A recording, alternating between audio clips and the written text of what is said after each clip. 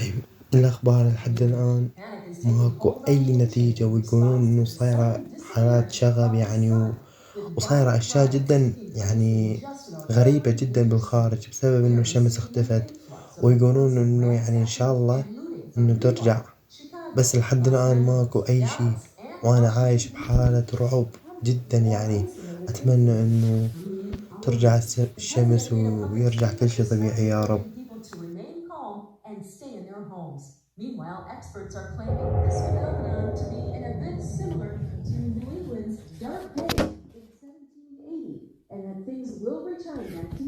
حبايب يعني حتى الإشارة انقطعت وقامت ما تجيني ولا توصلي، وهنا هسه هدوء وأكو مثل ضوء أحمر ينمض. ما أعرف شنو هذا صراحة، ما أعرف شنو جاي يصير.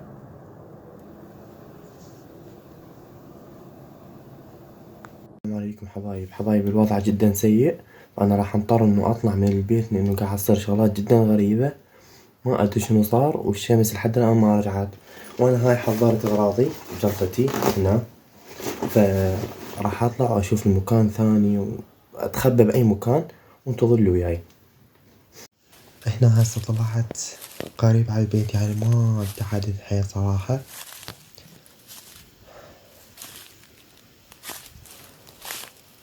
اكو شغلات غريبة قاعدة تصير، ما اعرف شنو هي بالضبط. اكو صوت، بسم الله الرحمن الرحيم.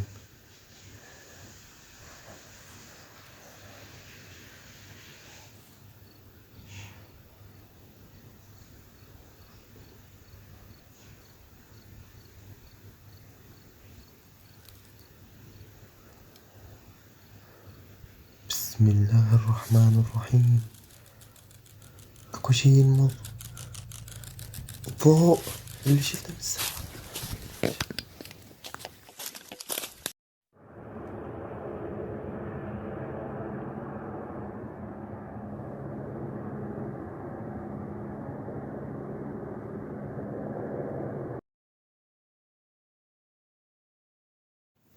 حاليا أنا قاعد أدور على بيت إنه أحاول أقعد بيه، لأنه جديات الأوضاع جدا خطرة، وأسمع أصوات غريبة ومثل أصوات مركبات.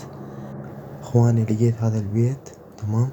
هسه راح أحاول أدخل داخل حتى شوي أحمي نفسي من هالأشياء، تمام. وراح أشوف شنو ألقى داخل، إن شاء الله ماكو شي يا رب. فأنتوا ظلوا وياي، أوكي حبايب.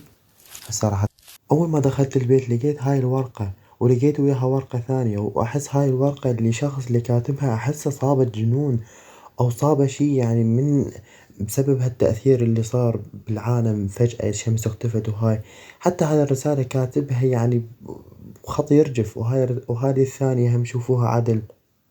وهذا الكتاب خاصة يعني خلاني أحس بشعور غريب جدا، شعور مخيف.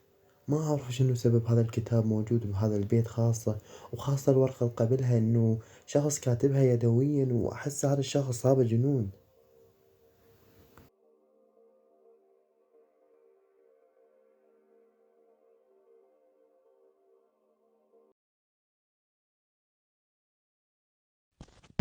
أرجوكم ساعدوني يا حبايب، أكو أحد قاعد يدق على الجام، قاعد يدق على الشباك مال